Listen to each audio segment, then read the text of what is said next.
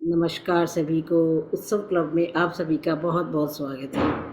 आज हम उत्सव क्लब में एक कड़ी और जोड़ने जा रहे हैं, वो है उत्सव क्लब के सितारे, जिसको होस्ट कर रही हैं शोभा श्रीवास्तव जी। और इसके आज पहले गेस्ट हैं हमारे आरती रॉय जी। तो शोभा जी और आरती जी, आप दोनों का बहुत बहुत स्वागत है। आप शुरू कीजिए। Thank you so much.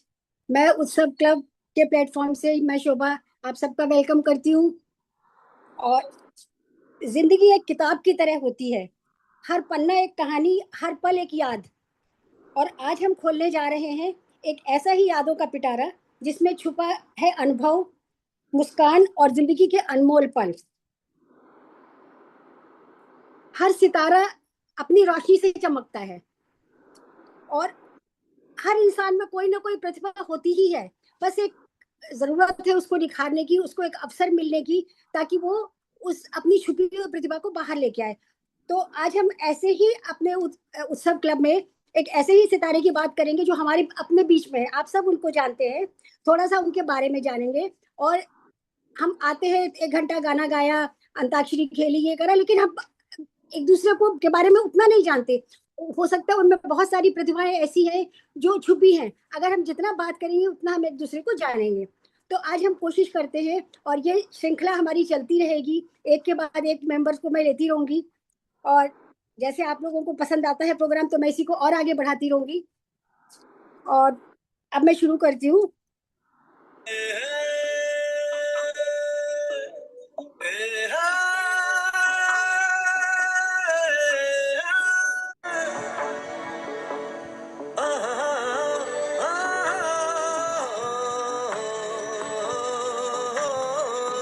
आवाज आ रही है सबको?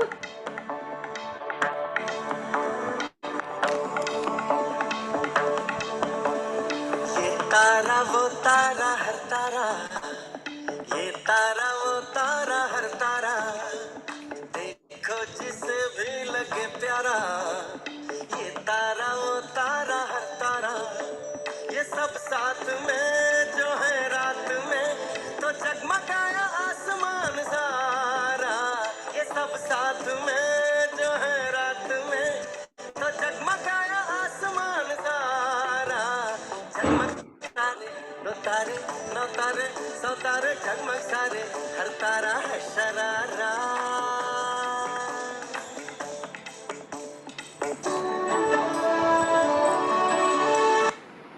हमारे इस ग्रुप के जितने भी मेंबर हैं सभी टैलेंटेड हैं, हर एक सितारा है। तो ऐसे हम एक सितारे के बारे में बातें करते रहेंगे और ये श्रृंखला को आगे बढ़ाते रहेंगे। तो हर महफिल तब और भी खास हो जाती है जब उसमें एक खूबसूरत सी शख्सियत शामिल हो जाती है। और तो तैयार हो जाइए मिलने के लिए आज एक ऐसे ही सितारे से जो हमारे अपने बीच के हैं। उनको किसी तारुफ की वो मोहताज नहीं है।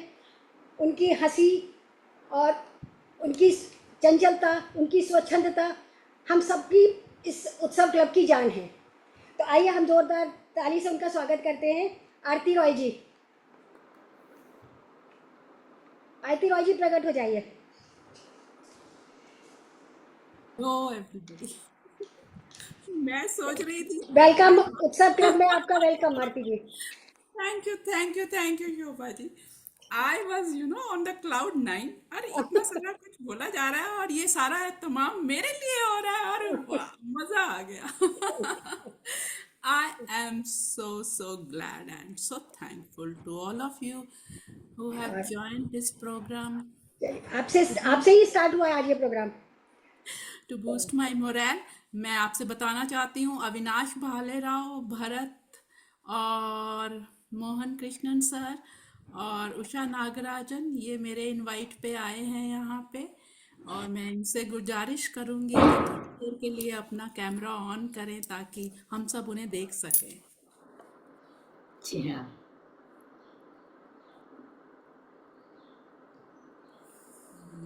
मोहन सर वेलकम, बहुत बहुत अच्छा लगा आप मेरे इसमें आए। और मेरी फ्रेंड उषा नागराजन भी आई हैं और भरत भी आए हैं सिल्वर विंग से। वेलकम, वेलकम और उषा जी। और अविनाश कहाँ है? Thank you.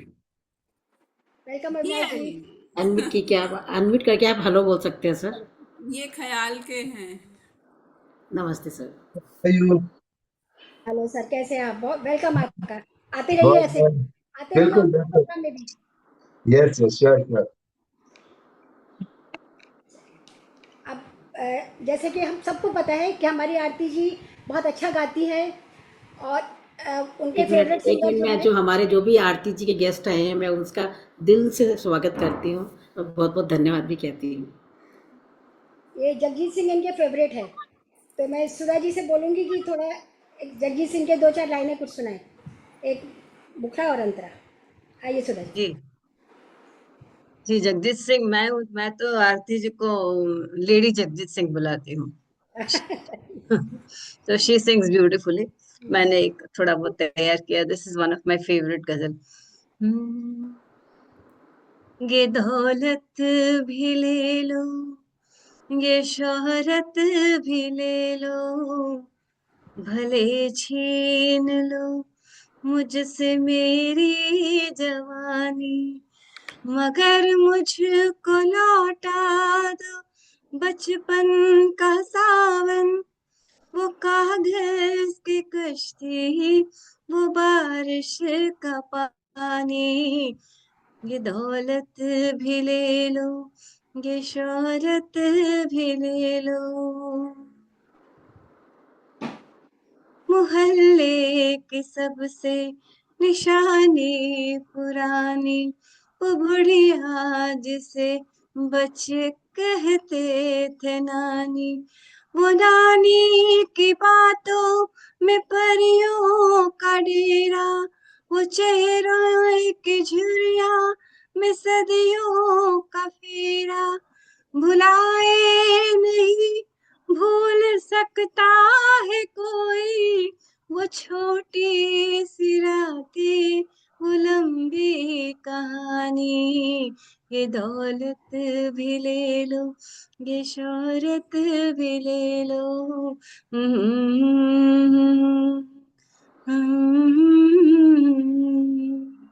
धन्यवाद। Thank you Sudha, thank you, thank you thank so you much. So much. My lady इस Jagdish, रीली आवाज dedicated a tribute to my lady Jagdish Singh.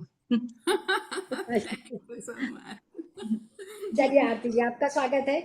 अब हम थोड़ा आपके बारे में, हम सब लोग आपके बारे में जानना चाहेंगे। तो सबसे पहले आप बताइए, अपने बारे में थोड़ा सा कुछ बताएं। आपकी शिक्षा, आपके परिवार के बारे में, अपने बचपन कैसे बीता, उसके बारे में हम सब थोड़ा जानना चाहेंगे। Well, Prabha ji and my dear friends, welcome to my programme today. आप सब मेरे हौसले के लिए आए, आपका तहे दिल से शुक्रिया। और जैसा कि आप जानते हैं, this girl Aarti was born in Karnal, और छोटा सा शहर है हरियाणा का करनाल। बट उसके बाद वो फेमस हो गया कल्पना चावला की वजह से, जो कि मेरी रिश्ते में नीज होती हैं। तो मैं करनाल में पैदा हुई, और अपने 7 सिबलिंग्स में मैं सबसे छोटी थी। मेरे डैडी का नाम चुनीलाल सचदेवा था, जो कि एक किराना मर्चेंट थे, और मेरी मम्मी का नाम सुहागवंती सचदेवा था, जो कि एक होम मेकर थी और एक सही माने में एक विदुषी थी। उनको अपने रामायण, महाभारत और ये भागवत पुराण की सारी चीज़ें मुंह ज़बानी याद थी, और वो बिठा के मुझे रामायण का पाठ कहती थी करो, जब वो पाठ रखती थी। और मैं तो बच्चा थी, तो ज़बरदस्ती पाठ करने लगती थी, तो वो साथ साथ बिना देखे ही बोलती रहती थी। So she was that kind of, and she was very beautiful. इतनी सुंदर गोरी चिट्टी मेरी माँ होती थी। और my daddy was tall, dark and handsome, लंबे ऊंचे मूंछों वाले। और मैं अपनी मम्मी से ये बोला करती थी, मम्मी आप इतनी गोरी चिट्टी, आपने इतने काले डैडी से कैसे शादी कर ली? तो वो मुझे कहती थी, चल दफा हो चुड़ैल जी ना होते, ए कोई गल है करन वाली, ऐसे बोलती थी। तो ऐसे परिवार में मेरा जन्म हुआ, और खाने पीने की और पैसे की कोई कमी नहीं थी। मैं घर में सबसे छोटी थी और सबकी पैम्पर्ड थी, लाडली थी। वो मेरे सिबलिंग्स में और मेरे में एज का इतना डिफरेंस था कि मेरे जो बड़े वाले 2-3 भाई थे, जो बहनें थी, वो कॉलेज में थे उस टाइम। और इसलिए मेरी अपब्रिंगिंग जो है वो ज़्यादा मेरे भाई बहनों ने की बजाय कि मेरे मम्मी डैडी ने। तो जनरेशन गैप भी था ना, तो इसलिए मेरा बचपन बहुत अच्छे तरीके से बीता। 5 साल की उम्र में जब मेरा बर्थडे मनाया गया, मुझे याद है बड़ी धूमधाम से। मुझे उस बर्थडे के गिफ्ट्स तक याद हैं, कौन कौन लोग आए, मेरे भाई बहनों के कॉलेज के फ्रेंड्स और जितने भी लोग थे। It was a big big function. तो वो मुझे याद है। फिर उसके बाद स्कूल में मैं गई। मेरी स्कूलिंग भी करनाल में हुई, और 2-3 स्कूल बदलने पड़े मुझे। और फिर उसके बाद मैं DAV college for women college में मेरी ग्रेजुएशन हुई। और फिर मैंने पोस्ट ग्रेजुएशन कुरुक्षेत्र यूनिवर्सिटी से की, लेकिन स्टार्ट तो की, लेकिन फिर मैंने उसको प्राइवेटली ही पास किया। और फिर उसके बाद मैंने post graduation diploma in business management किया, जो कि ग्रेजुएशन और पोस्ट ग्रेजुएशन के 10 साल बाद किया। वो क्यों किया, बीच में गैप आ गया। तो इस तरीके से मेरी एजुकेशन पूरी हुई, और इस तरीके से मेरा बचपन बीता, जो कि बहुत अच्छे तरीके से बीता। एक खुशनुमा ज़िंदगी मैंने बिताई तब तक। बहुत बढ़िया। वो आपकी परवरिश आपकी हंसी में दिखाई देती है, आपकी मुस्कुराहट में, आपकी चंचलता में दिखाई देती है। Thank you. चलिए आरती जी, आप ये बताएंगी कि आपके लाइफ में सबसे बड़ा टर्निंग पॉइंट क्या रहा? शोभा जी, मेरी लाइफ में एक्चुअली 2 टर्निंग पॉइंट रहे। फर्स्ट टर्निंग पॉइंट मैं ये कह सकती हूँ कि मैं जब स्कूल में जाती थी, तो मेरे जो सिबलिंग्स थे वो बड़े थे ना, तो उनको ये होता था कि जैसे 3rd 4th स्टैंडर्ड मेरे को इकट्ठे पास करा दिया, डबल प्रमोशन दिला दी। और फिर 7th 8th मेरे को डबल प्रमोशन दिला दी।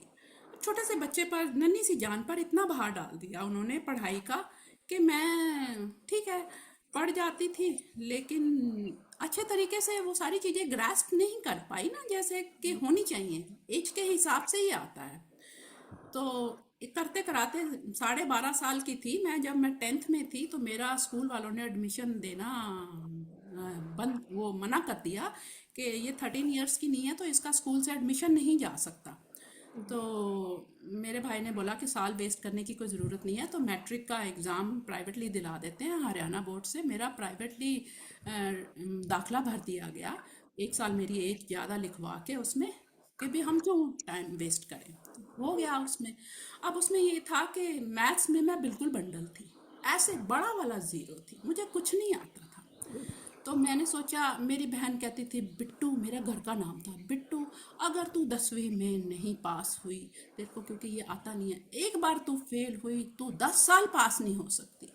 वो बातें मेरे को ना हॉन्ट करती रहती थी कानों में। हाय अगर मैं फेल हो गई तो क्या होगा, हाय अगर मैं फेल हो गई तो क्या होगा, क्योंकि मुझे मुझे समझ में ही नहीं आता था।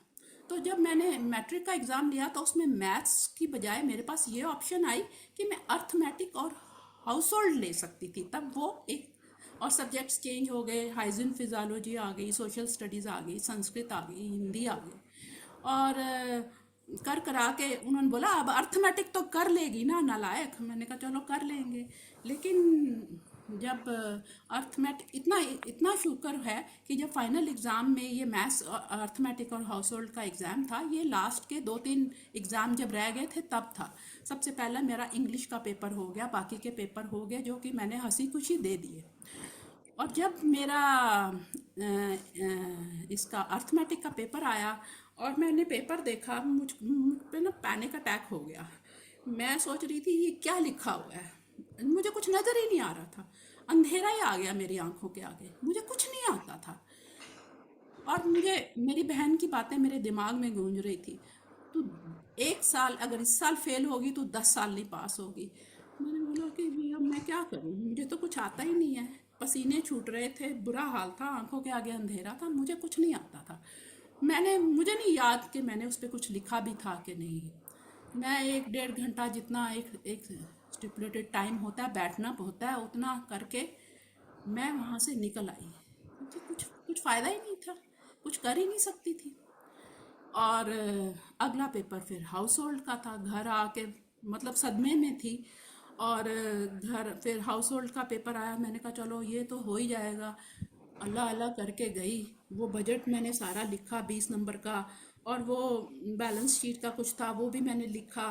और लास्ट में लोचा होता है ना, वो उसका जो आंसर निकालना होता है, अब वो किसको आता है? वो मुझे नहीं आता था।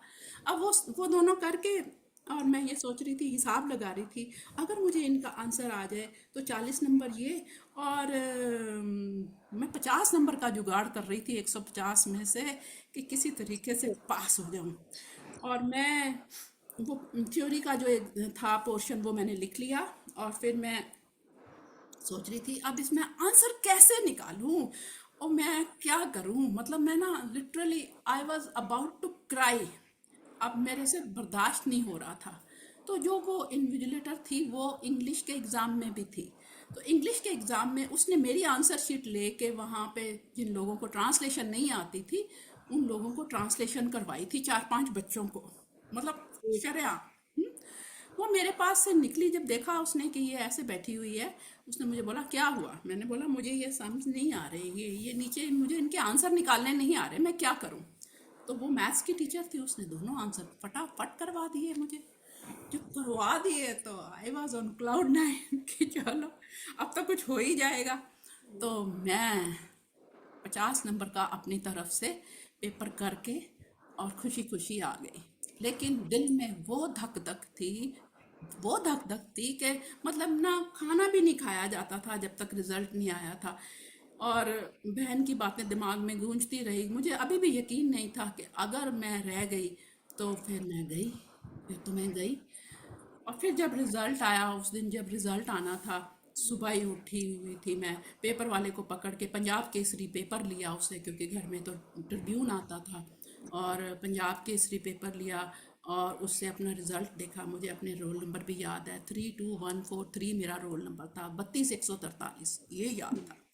पंजाब केसरी में देखा 32,143, वाह, पास हो गई मैं तो। दौड़ी दौड़ी मैं पेपर पकड़ के अपने डैडी के पास गई, डैडी डैडी डैडी देखो मैं पास हो गई, 10th में पास हो गई। डैडी कहते अच्छा, वो उर्दू का पेपर पढ़ रहे थे, उन्होंने अपनी जेब से 1 रुपए का सिक्का निकाला और मुझे बोला अच्छा भाई ये ले। और मैं इतनी भोली थी, मैं मतलब वो सारी चीजें मेरे लिए कोई मायने नहीं रखती थी। वो 1 रुपया है, 100 रुपया, वो 1 करोड़ रुपया भी होता तब भी कोई मायने नहीं रखता था। वो मुझे मेरे डैडी ने दिया था और मुझे इनाम दिया था, इसलिए मैं बहुत खुश थी कि मैंने कुछ अचीव किया है लाइफ में। 1 रुपया वो लेके, और मैं इतनी खुश थी। That was the turning point of my life, कि मैं 10th पास कर गई और आगे पढ़ पाई। And और it अगर was a big नहीं, achievement for you also. वो देखो कितना बड़ा टर्निंग पॉइंट था। ये स्टोरी बहुत से बच्चों की भी हो सकती है, आप मिलती जुलती, क्योंकि हर और बच्चा मैथ से डरता है, आजकल और हर दू, बच्चा मैथ से डरता है। और दूसरा चलिए, टर्निंग बहुत पॉइंट था, बहुत अच्छा है। और दूसरा अब एक आप टर्निंग पॉइंट था शोभा जी, कि मैं जब मैंने इसी तरीके से, मैं 13 साल की भी नहीं थी, मैंने 10वीं पास कर ली। इतराती हुई मैं, छोटी सी ठुमकती हुई प्रेप कॉलेज में पहुंच गई, और फिर मैंने 16 साल की ग्रेजुएशन भी कर ली। और 3 साल तक मैं अपने कॉलेज की वेल ड्रेस्ड स्टूडेंट का मुझे इनाम भी मिला एनुअल फंक्शन पे। और तो कुछ नहीं मैं करती थी, इस चीज़ का इनाम जरूर ले जाती थी। फिर मैंने 16 साल की ग्रेजुएट होगी, बड़ी इतराती हुई चलती थी। कोई मुझसे बोलता था ना तो मैं उसे बोलती थी तमीज से बात करो, मैं बीए फाइनल ईयर की स्टूडेंट हूँ। इस तरीके से बोलती थी। फिर उसके बाद मैंने पोस्ट ग्रेजुएशन कर ली हिस्ट्री में। फिर मेरे भाई का, और एक बात और थी, मैं मॉडल बनना चाहती थी। ईज वीकली में मैंने अपनी फ़ोटो घर से वालों से छुपा के भेज दी, पीले लिफाफे में, इन्वेलप में, और उन्होंने मेरे कवर पे मेरी फ़ोटो छाप दी। और वो कोई टीनेज करके कुछ उनका आर्टिकल था, कुछ था, उसमें मेरी फ़ोटो ईज वीकली पे आ गई। अब वो मैगज़ीन मेरे बाय पोस्ट मेरे पास आया, क्योंकि मैं, वो मैगज़ीन हमारे घर में नहीं आता था। इलस्ट्रेट वीकली आती थी, रीडर डाइजेस्ट आता था, साप्ताहिक हिंदुस्तान आता था, ईज वीकली नहीं आती थी रेगुलरली। वो मेरे पास जब आई तो मेरे ही हाथ पड़ी। उस पर मैं जब अपनी फ़ोटो देखी तो मैं डर गई, और मैं वो फ़ोटो छुपाती फिरी कि कोई घर में देख ना ले कि मेरी फ़ोटो कैसे आ गई ईज वीकली पे। और क्योंकि मेरा तो अंदर से वो था ना कि मैं मॉडलिंग करना चाहती थी, मैं यही सब कुछ करना चाहती थी। और मेरे भाई का डंडा मेरे सिर पर होता था कि वो मुझे आईएएस ऑफिसर बनाना चाहता था। तो मैं क्या करती, मैं वो छुपाती रही। फिर बड़ी देर के बाद वो बताया, मुझे अभी भी याद है, 370 रुपये उन्होंने मुझे उसके भेजे, जो कि मेरी पहली कमाई थी उस ज़माने में। और फिर मैंने आईएएस का एग्ज़ाम दिया जब मैं 21 साल की हुई। मैंने 2-3 साल इंतज़ार किया, मेरे भाई ने डंडा मार मार के मुझे खूब पढ़वाया। और जब मैंने आईएएस प्रीलिम्स का यूपीएससी का एग्ज़ाम दिया, मैंने पहले ही सट्टे में पास कर लिया उसको। और मैं अब शेख चिल्ली की तरह सपने देख रही थी कि मैं तो बन गई आईएएस ऑफिसर। और सोचती थी कि मैं ऐसी साड़ियाँ पहना करूँगी और ये करा करूँगी और ये करा करूँगी। मॉडल मॉडल वाली थी ना रूह, तो सोचती थी ये कपड़े पहनूंगी, वो कपड़े पहनूंगी, ऐसे स्टाइल मारूंगी, ऐसे स्टाइल मारूंगी।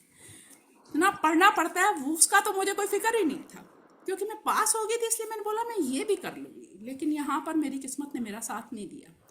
तब मैं बीमार हो गई, मेरे को बुखार हो गया जो बिगड़ के टाइफाइड में तब्दील हो गया। और टाइफाइड से तब्दील होके मैंने एक बार नहा लिया और फिर वो निमोनिया में कन्वर्ट हो गया, और जिसकी वजह से मैं इतनी सीरियसली बीमार हो गई कि ऊपर जाते जाते बच गई।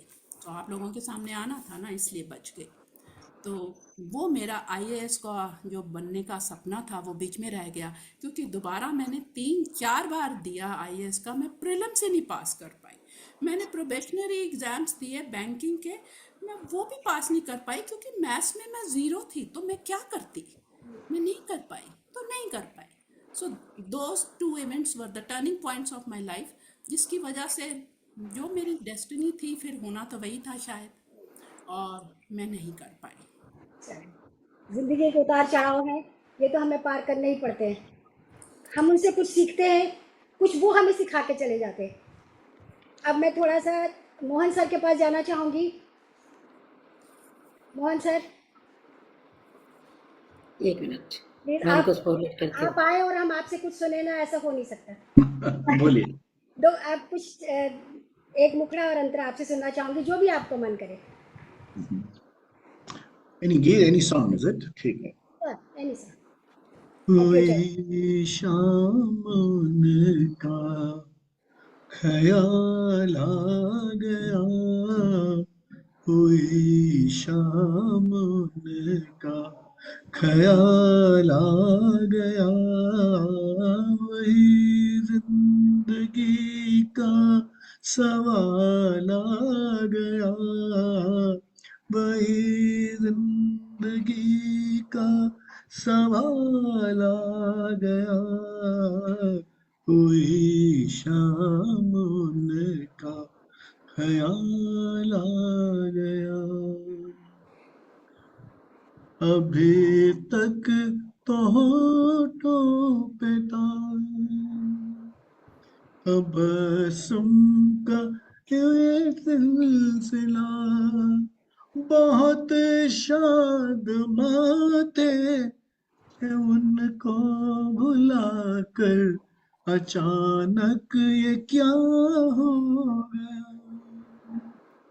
के रंग के चेहरे पे रंगे मलाल आ गया, के चेहरे पे रंगे मलाल आ गया, कोई शाम उनका ख्याल आ गया, जिंदगी का सवाल आ गया, कोई शाम उनका ख्याल आ गया। बहुत बढ़िया सर, बहुत बढ़िया, मजा आ गया आपको सुन के। Thank you Mohan sir. बहुत सुंदर, thank you so much sir. आप तो हमारे गुरु हैं सर, और आपको यहाँ देख के बहुत अच्छा लग रहा है हमें। Thank you very so much. Nice. चलिए हम वापस चलिए आरती शोभा जी जी, के पास चलेंगे। आइए, एक minute. Yes Shobha ji. Yes, हाँ आरती जी, वापस आपके पास आते हैं। आप एक लाइन में बताइए कि खुशहाल जिंदगी का सीक्रेट क्या है। एक लाइन में बताना पड़ेगा। हाँ एक लाइन में बताना है तो ये है कि जो जैसा है ना उसको वैसा ही एक्सेप्ट कर लो। ना किसी को सलाह दो ना किसी से सलाह लो। ज्यादा मगजमारी करो ही नहीं। करो ही नहीं, बिंदास सही जियो, बात है। खाओ पियो। खुद जियो और औरों को भी जीने दो। Let live and let live. बिल्कुल। और रिश्तों को स्ट्रांग बनाए रखने के लिए आपका मंत्र क्या है? शोभा जी, इसका आंसर मेरे पास नहीं है, क्योंकि मेरे पास सिवा आप लोगों के और कोई खजाना है ही नहीं, कोई और रिश्ता है ही नहीं। मैंने अपनी जिंदगी में जो मेरे सारे रिश्ते थे उन लोगों ने मुझे उस वक्त छोड़ा जब मुझे उनकी सबसे ज्यादा जरूरत थी। तो मैंने उनके लिए बहुत कुछ किया, मैंने और बिशु ने। तो जब वो मेरी इतनी मोहब्बत, इतनी शफकत को नहीं समझ सके और वो मुझसे दूर हो गए, मैं और क्या सोच सकती हूँ, मैं उनको क्या करती जो मैं उनको स्ट्रांग बना लेती। तो इसलिए मेरे पास इसका कोई मंत्र नहीं है कि किसी रिश्ते को स्ट्रांग कैसे बनाया जा सकता है। हाँ, दोस्ती में अगर आप बोलते हो तो मैं ये कह सकती हूँ कि दोस्ती भी रिश्ता ही है, दोस्ती ये भी भी एक रिश्ता है। यहाँ पे मंत्र मेरा यही है कि जब मैं आपको देख के मुस्कुरा दूंगी, खुश हो जाऊंगी, तो आप भी खुश हो जाओगे, क्योंकि मैं आपको देख के तभी मुस्कुराऊंगी जब मैं आपको देख के खुश होंगी। तो बहुत जब बहुत ये बॉन्डिंग जाती है, जब ये वाइब्स जाती हैं एक दूसरे के लिए, तो फिर किसी किसी मंत्र की जरूरत नहीं। मेरा मंत्र मेरी मुस्कुराहट है। बहुत बहुत बढ़िया, यही आपकी सबसे बड़ी पूंजी है, आपकी मुस्कुराहट। अच्छा, अगर थैंक यू। आपको कहा जाए कि आप आज की जो जनरेशन है उसको आप क्या सलाह देना चाहती है? अगर आपसे कहा जाए कि उनको कुछ सलाह दीजिए, कुछ उनको गाइड करिए, तो आप क्या बोलना चाहेंगी आज के बच्चों को? आज के बच्चों को सबसे पहले तो ग्रैटिट्यूड का पाठ सिखाना चाहिए मेरे हिसाब से, कि वो बड़े बहुत सेल्फिश हैं, और ये कि हर चीज़ के लिए जो उनको ग्रैटिट्यूड की एक फीलिंग जो है, भावना मन में होनी चाहिए। दूसरा ये कि अपने माँ बाप की इज्जत करें। सबसे पहले माँ बाप से बढ़कर कुछ नहीं होता। जब नहीं रहते माँ बाप तो पता चलता है कि उनकी क्या वैल्यू थी और कितनी ज़रूरत होती है उनकी। जब वो जिंदा रहते हैं तो अपने माँ बाप की इज्जत करें, और लाइफ में और कुछ करें ना करें, कंपैशनेट जरूर रहें। हर रिश्ते को कंपैशन से निभाएं। मटेरियलिस्टिक लाइफ में पीछे भागते रहने से सारे कंपैशन जो है ना वो ताक पे रख देते हैं वो लोग। तो उनको ये भी चाहिए कि ठीक है, आप मटेरियलिस्टिक चीज़ों के पीछे भागो, लेकिन इसका ये मतलब नहीं है कि आप कंपैशनेट नहीं रहो। और ये पिज़्ज़ा बर्गर वाली दौड़ में वो दौड़ते रहेंगे, तो अपने पाँव थोड़े स्टेबल रखें और अच्छा खाना खाएं, अच्छी खुराक खाएं, और अच्छे दिमाग वाले बनेंगे। अच्छा खुराक जाएगी तो, और फिर तभी वो अपने आने वाली जनरेशन्स का भी ठीक तरीके से लालन पालन कर सकेंगे। और इसके अलावा इकोसिस्टम का ख्याल रखें, क्योंकि जितना आप मटेरियलिस्टिक चीज़ों के पीछे भागेंगे इकोसिस्टम को उतना ही आप नुकसान करेंगे। थोड़ा धीरज रखें, थोड़ी शांति रखें, और इकोसिस्टम को बहुत बहुत संभाल के रखने की ज़रूरत है। ये सारी छोटी छोटी चीज़ें, कचरे की और ये सारी चीज़ें अपने अंदर में वो अगर रखेंगे तो तभी अपने आने वाली जनरेशन को पास ऑन कर पाएंगे। तो जितना ख़राब हो रहा है हमारा इकोसिस्टम, ये सारा कुछ हम पैकेट, ये सब प्लास्टिक प्लूस्टिक जो भी खा पी के सब फेंकी जा रहे हैं और ये सब कुछ करी जा रहे हैं, और कोई गार्डनिंग में कोई ध्यान नहीं रखता, और किसी अपनी हेल्थ के लिए कॉन्शियस नहीं है। ये सारी चीज़ों का वो ध्यान रखें और अच्छा इंसान बनने की कोशिश करें। सबसे पहले तो ये है कि अच्छा इंसान बनने की कोशिश करें, और ये नहीं हो कि अपने मतलब के लिए किया और उसके बाद छोड़ दिया। और ग्रैटिट्यूड तो मैंने बोला ही है, सबसे बड़ा तो वही है कि मैं जैसे ग्रैटिट्यूड हर चीज़ का करती हूँ, खो जाने का भी ग्रैटिट्यूड कर रही हूँ, कि तूने अगर मेरे से कुछ छीन लिया है उसके लिए भी तेरा ग्रैटिट्यूड, कि पता नहीं कितनी तकलीफ में था कोई, जो तूने मुझसे कुछ छीन लिया है, तो चलो तूने उसकी तकलीफ माफ कर दी। यही बात है। बहुत बहुत अच्छी बात कही आपने। अब अविनाश, एक मिनट, अविनाश जी ने हैंड रेज किया है, शायद कुछ पूछना चाहते हैं वो। तो मैं उनको ऐड करती हूँ एक बार, है ना? विथ योर ड्यू परमिशन मुझे अभी सेशन लीव करना पड़ेगा, मेरे डॉक्टर का अपॉइंटमेंट है। So Aarti ji, it was very nice, short and sweet session में अटेंड कर पाया, but surely I will connect with you to know more about you. Very very nice and all the best everyone, will meet you soon, okay? Thank you Avinash, thank you Avinash, I know that thank you you have Avinash too, जी। कोई thank बात you नहीं। Avinash ji, thank you. Thank thank you you. Sir, thank you for coming sir, thank you so much. आइए शोभा जी, आइए। आरती जी, आप अपनी एक favourite movie का मुझे नाम बताइए जो आपकी बहुत फेवरेट है, और उसका हो सके तो एक डायलॉग मुझे सुनाइए। मेरा फेवरेट मूवी, मेरी फेवरेट एक्ट्रेस रही मीना कुमारी, राइट। और मीना कुमारी मेरी फेवरेट एक्ट्रेस थी, और उनकी फिल्म पाकीज़ा मेरी फेवरेट पिक्चर है। और वो पिक्चर मैंने बार हाँ देखी है, मुझे याद ही नहीं मैंने कितनी बार देखी है। जब भी टीवी पे आ रही होती थी, जब भी पिक्चर हॉल में पहले मौका मिलता था, पिक्चर हॉल में भी जाके देखते थे। तो वो मेरे दिल के बहुत करीब है मीना कुमारी। आज उनकी 31 मार्च को उनकी पुण्यतिथि भी है। तो इस मौके पर मैं उनकी पाकीज़ा फिल्म का एक डायलॉग है जो वो उस वक्त वो बोलती हैं, जब वो अपने पैरों में वो पुर्जा पाती है, पैगाम जो राजकुमार छोड़ के जाता है, और उसके बाद वो अपने कान की बाली में उसको बिंदवा लेती हैं, छुपा लेती हैं किसी तरीके से। अरे यार, मुझे वो बहुत अच्छी लगती थी कि वो कानों में पुर्जे कैसे रख के जाती थी। तो वो लेके अपनी फ्रेंड बिबन के घर पहुंचती है, और जब उसकी वो फ्रेंड बिबन उससे पूछती है कि क्या है, तो वो तब वो डायलॉग बोलती है, साहिब जान उनका नाम होता है। वो कहती है, बहुत दिनों से मुझे ऐसा लग रहा है जैसे मैं बदलती जा रही हूँ, जैसे मैं किसी अनजाने सफ़र में हूँ और सब कुछ छूटा जा रहा है। साहिब जान भी छूट रही है और मैं साहिब जान से दूर होती जा रही हूँ। तो फिर उसकी फ्रेंड पूछती है, कौन है ये? कहती, कौन? कहती, वही। कहती, मुझे भी नहीं मालूम कि वो कौन है। एक अजीब वाकया है कि हर रात 3 बजे एक रेलगाड़ी पटरी से उतरकर मेरे दिल से निकलती हुई गुजरती है और मुझे एक पैगाम दे जाती है। वो फिर उसको वो पैगाम देती है, वो पढ़ती है, तो वो पढ़ के कहती है, साहिब जान, ये पैगाम तेरे लिए नहीं है। तो वो कहती है, नहीं, मैंने इसे अपने ही पैरों में रखा पाया था। तो उस वक़्त तुम्हारे पैरों में घुंघरू नहीं होंगे, क्योंकि अगर तुम्हारे पैरों में घुंघरू होते तो कैसे कोई ये लिख सकता था कि अपने पैरों को ज़मीन पे मत उतारिएगा, मैले हो जाएंगे। तो ये पैगाम तो है साहिब जान, लेकिन भटक गया है। So that was the most बहुत मोस्ट मोस्ट बहुत बढ़िया। जैसा कि आप सभी को पता है कि आरती जी बहुत अच्छा गाती हैं।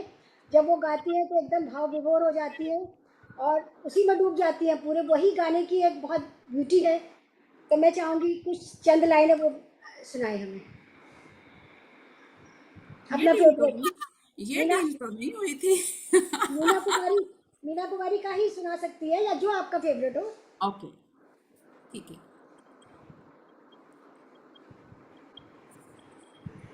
चांदनी रात बड़ी देर के बाद आई है, ये मुलाकात बड़ी देर के बाद आई है।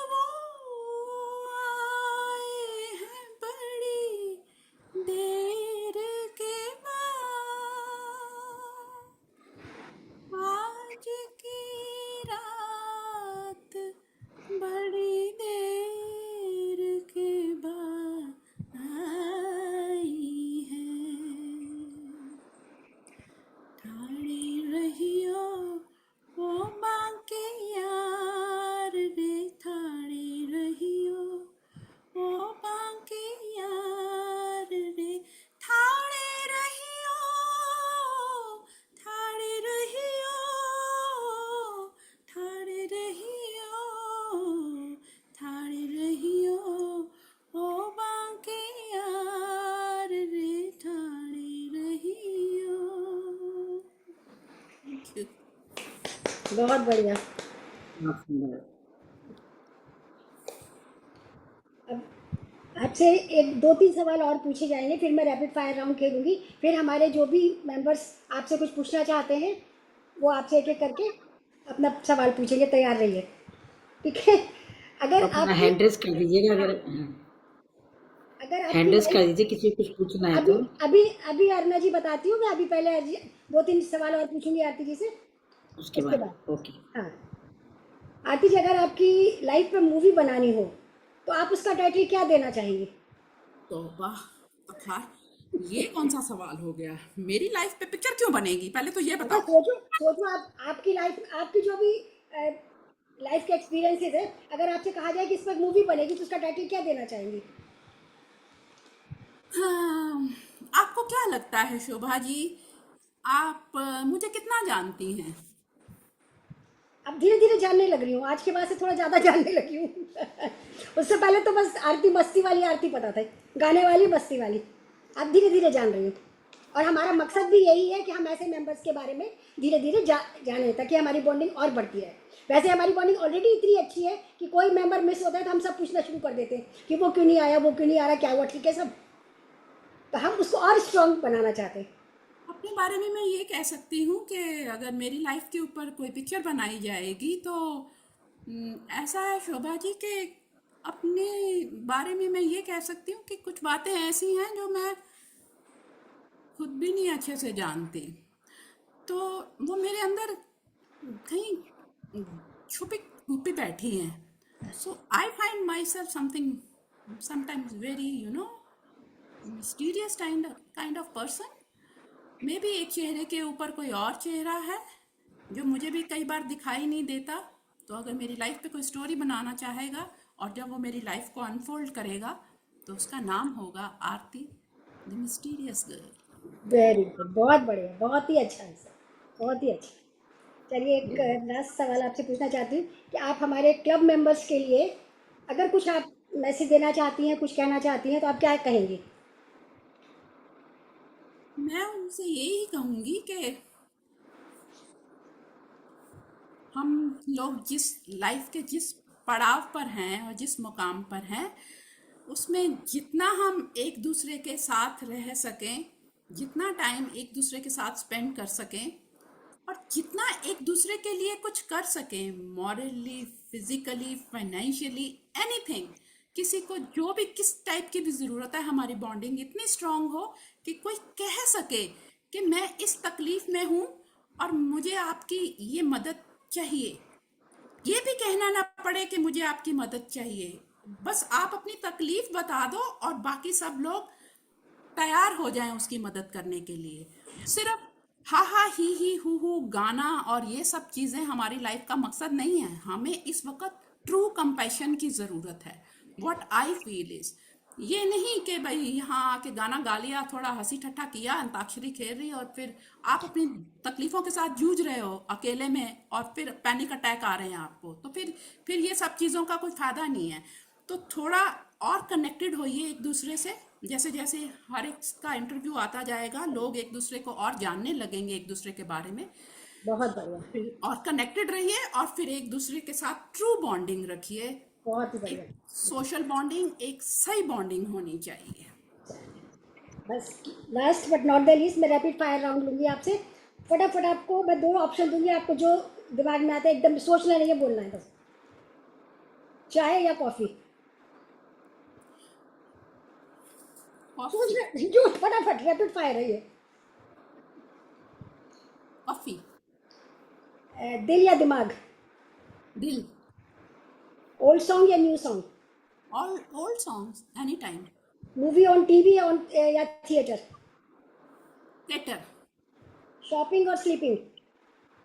शॉपिंग। स्ट्रिक्ट पेरेंट या friendly parent? Friendly parents any time. Singing या डांसिंग?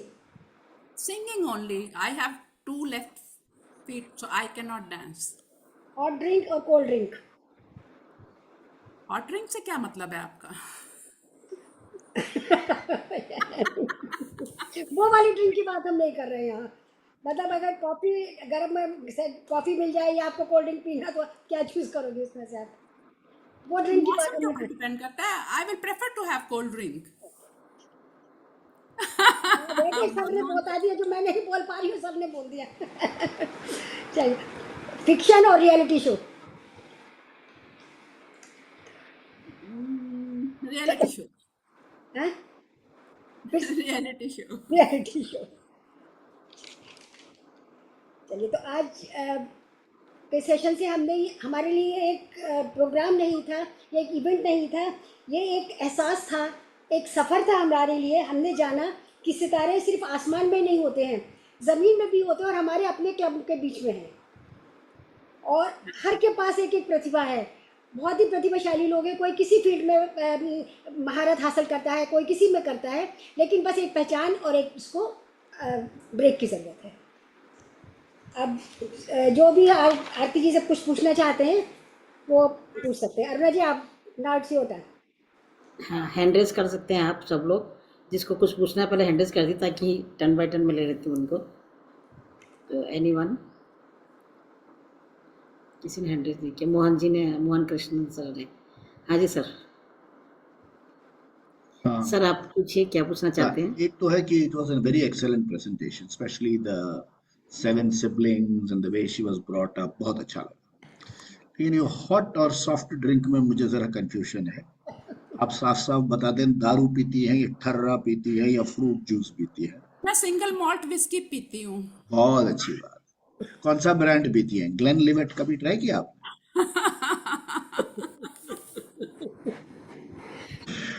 मैं रिसर्च करके मैंने विस्की के ऊपर मैंने बहुत रिसर्च किया है, लेकिन पर्सनली टी टोटल हूँ। ये मेरी all time favourite single malt है, अदरवाइज अरे कोई भी अच्छा ब्रांड चलेगा।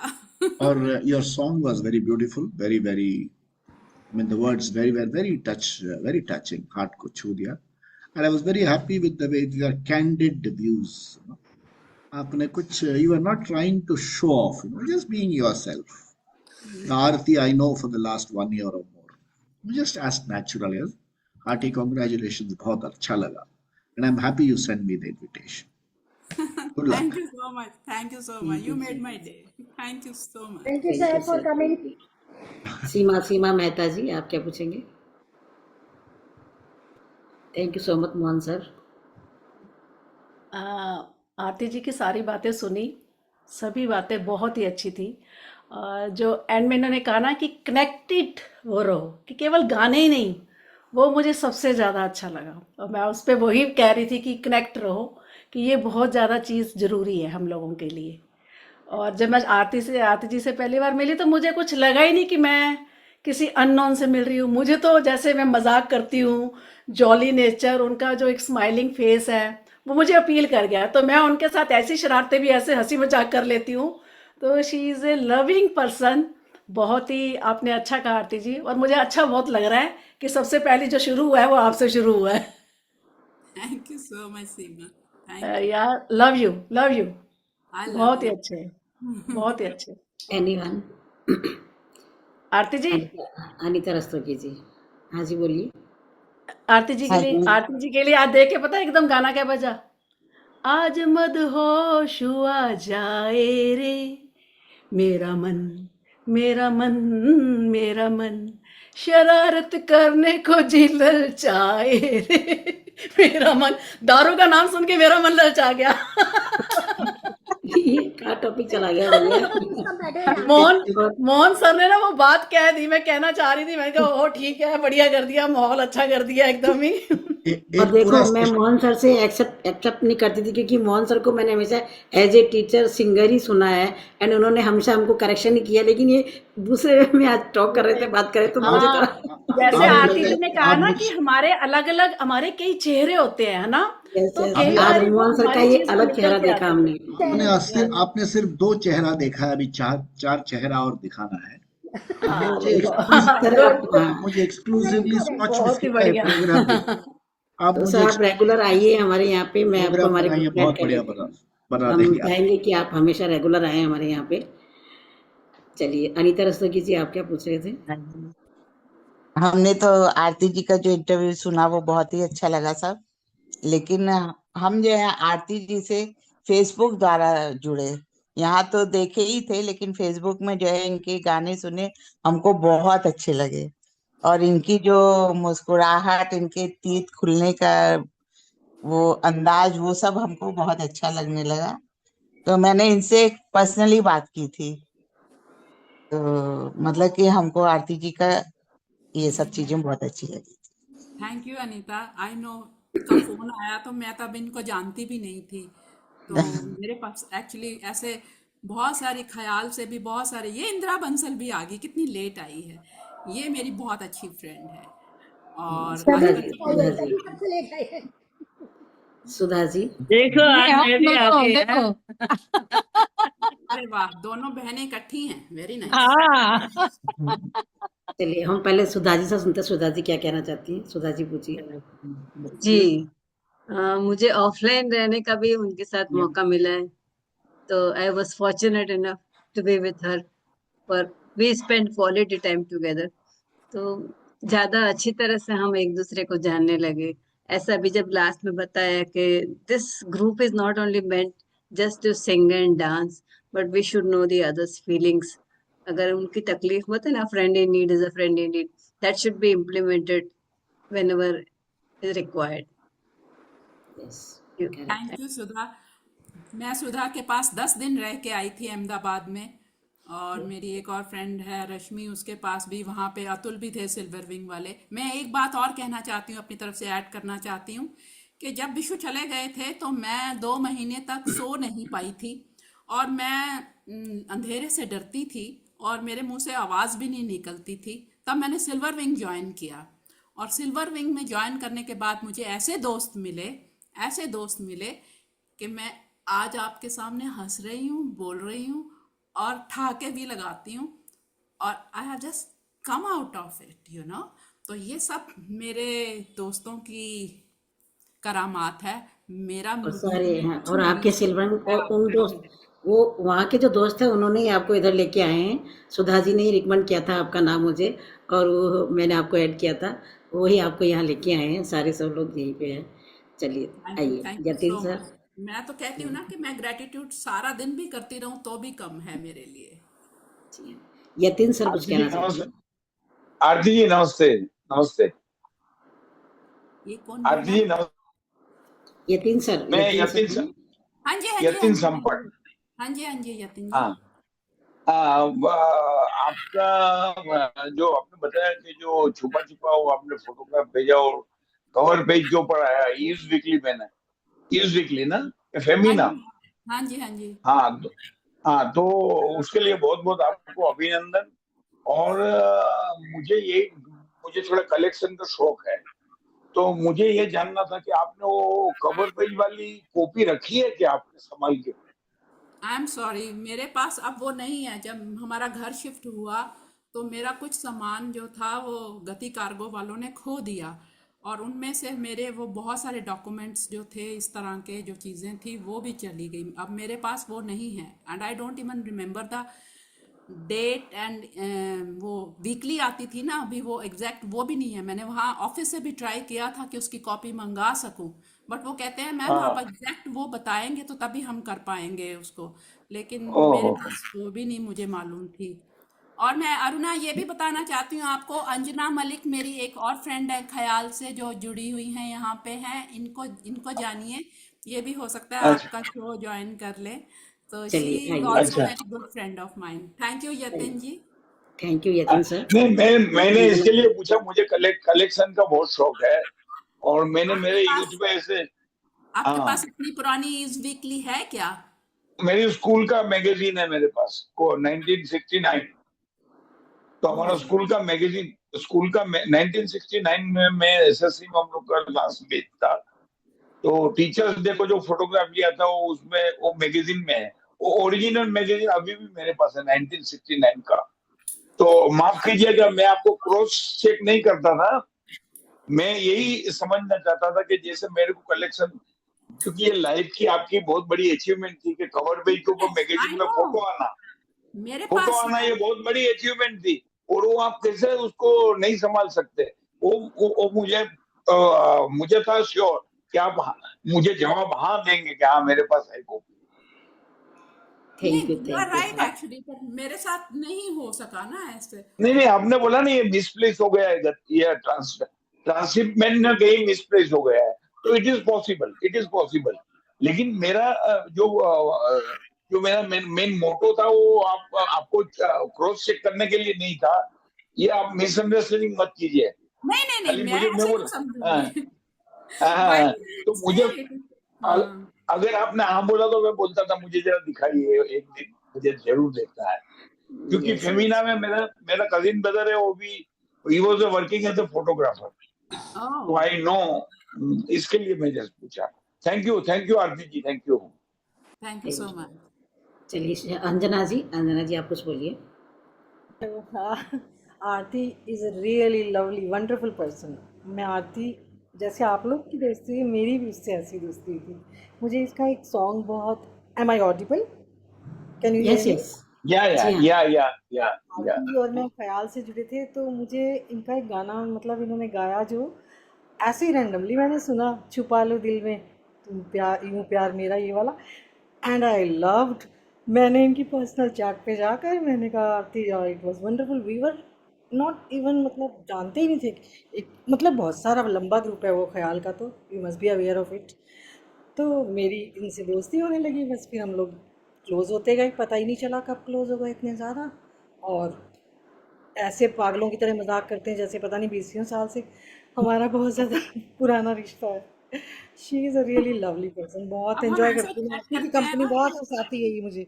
मुझे रोते रोते ही हंसा देती है, और मैं रोती रहती हूँ कितनी बातों पर, and I just tell her, ये एक वर्ड बोलती है, यार दफ़ा करना। आई लव दैट वर्ड, और कोई पंजाबी में बोलती है कुछ, तो आई जस्ट लव इट। मैं इट्स रियली, मैं बयान नहीं कर सकती कि कितने मुझे हंसी आती है। उसके बाद भी मैं सोचती रहती हूँ यार इसने दफा कर कहा था। मैं रोते रोते भी हंस पड़ती हूँ। Love you Aarti. Thank you so much, I love you too darling. Sushma Gupta ji आप अनम्यूट कीजिए। Thank you so much Anjana ji. आइए Sushma ji. Maggi. Hello Aarti ji. Hello. Aarti ji, मुझे आपकी एक बात, ये आपने कहा ना कि हम एक दूसरे से कनेक्ट रहें, तो ये बात मुझे ऐसा लगता है कि बजाय हम ऑन स्क्रीन तो कनेक्ट हैं, लेकिन मैं सोचती हूँ ऑन स्क्रीन भी कनेक्ट होके हम लोगों को एक दूसरे की बातों से एक मॉरल सपोर्ट जो होता है ना, वो मॉरल सपोर्ट मिलता है बहुत। बाकी यस पर्सनली हम लोग चाहे फोन पे हो या 1 घंटे के लिए मिले, लेकिन कुछ चीजें ऐसी होती है ना जो कुछ किसी की भी, आपकी भी और की भी, सबकी कुछ बातें ना ऐसे दिमाग पे छा जाती हैं कि जब हम, जैसे अभी मैम ने बोला अंजना जी ने कि एक शब्द आप बोलते हैं कि भाई दफा करो, ये शब्द ऐसा है, उसका दूसरा मतलब मैं सोचती छोड़ो यार, आगे बढ़ो। Yes love you exactly. Aarti ji, आपकी सिंगिंग बहुत बढ़िया। बहुत थैंक यू सो बढ़िया, welcome. Much. Thank you so much. Thank you. Sushma thank ji you. अभी मैं कहना चाहती हूँ कुछ थोड़ा सा। मुझे जब आरती पहली बार आई थी तो एकदम हल्ला मचाती हुई आई थी स्टेशन में भजन में, और मैंने कहा भजन गाइए। भजन? और मैं कभी नहीं, एकदम इसने एकदम मना कर दिया। मैंने कहा यार अब मैं क्या करूं। फिर फिर उसने बोला कि मुझे जगजीत सिंह पसंद है, तो मैंने कहा मेरे को भी जगजीत सिंह पसंद है। तो मैंने इसको बोला कि भाई जगजीत सिंह तो बहुत सारे भजन भी गाए हैं, आप वही गा सकते हैं, ऐसे और कोई भजन नहीं आते। कोई बात नहीं, आप 10 मिनट के लिए आइए, अच्छा टाइम है। और आते आते थोड़ा थोड़ा तो इसे नाक में दम किया मेरे। फिर धीरे धीरे से दोस्ती होती गई और ये अच्छी लगने लगी। हम दोनों का हंसी मजाक हम लोग का चलता रहता था, चलता रहता है, अभी भी चलता रहता है। और एक अच्छी दोस्ती भी हो गई कि अब हम एक दूसरे से अपनी बातें भी शेयर कर लेते हैं। और मैं भी कुछ, और जब ये गाती थी जगजीत सिंह की गज़लें, तो हम इसको जगजीत सिंह नहीं, भजन भजन गाती थी ना, तो हम इसको जगजीत सिंह नहीं बोलते थे, हम इसको बोलते जगजीत कौर है आ गई है। तो हमने इसका एक नया नाम दे दिया था कि जगजीत कौर के भजन सुन लीजिए। और ये इतना अच्छा गाती थी क्योंकि मैंने जगजीत सिंह को इतना सुना है मेरी लाइफ में कि मुझे उसकी एक एक बीट याद रहती है कि हाँ यहाँ ये होगा। और ये वैसे गाती थी, तो मैंने कहा ये उसके साथ जज करती है। जगजीत सिंह को गाना इज़ नॉट ईजी है ना, तो ये वैसा ही गाती है, तो अच्छा लगता है। बाकी सब चीज़ों को छोड़ के इसकी एक अच्छी चीज़ ने मुझे इससे बांध के रखा। तो थैंक यू सो मच हमारे ग्रुप में आने के लिए, थैंक यू अरुणा। और और अच्छी मैं बॉन्डिंग होने के लिए। बहुत थैंकफुल हूँ इस ग्रुप से जुड़े रहने के लिए। और जब बीच में थोड़ी देर के लिए कुछ वो हो गया था, तो दिल ही नहीं लग रहा था, कि सारा दिन ऐसे लगता था क्या करें क्या करें। अब जैसे फिर से शुरू हो गया, स्टार्ट हो गया नए सिरे से, तो लगता है कि हाँ लाइफ में थोड़ी रूटीन और अच्छी बनने लग गई है। सो thank you so much darling, thank you so much, और आप थैंक यू सबका सो मच, बहुत बहुत बहुत शुक्रिया। Thank you so much, thank you so much. Last में मैं एक छोटी सी कविता पढ़ के एंड करना चाहती हूँ। जी हाँ। मुस्कुराहट से महफिल सजती है, मुस्कुराहट से महफिल सजती है, दिल से ही हर बात निकलती है, दिल से ही हर बात निकलती है। आज जो चमक यहाँ नजर आई, आज जो चमक यहाँ नजर आई, वो हर दिल में हमेशा जलती है, वो हर दिल में हमेशा जलती है। ना कोई छोटा ना कोई बड़ा, हर एक यहाँ है सितारा, हर एक यहाँ है सितारा नया। चलिए इसी रोशनी के साथ दोस्तों ज़िंदगी को और खूबसूरत बनाते हैं, और एक दूसरे के बारे में बहुत जानते हैं और कुछ जानते हैं। धन्यवाद। Thank you Shobha ji, thank you so thank you much. Shobha ji, thank you. Thank you so much Shobha ji, बहुत thank you so much Aarti ji, and thank you so much everyone. आप सभी का बहुत बहुत धन्यवाद for coming. Thank you so much. Thank you, आप हम and सब आए, करते हैं अभी बहुत से। शुक्रिया। बहुत बहुत अच्छा।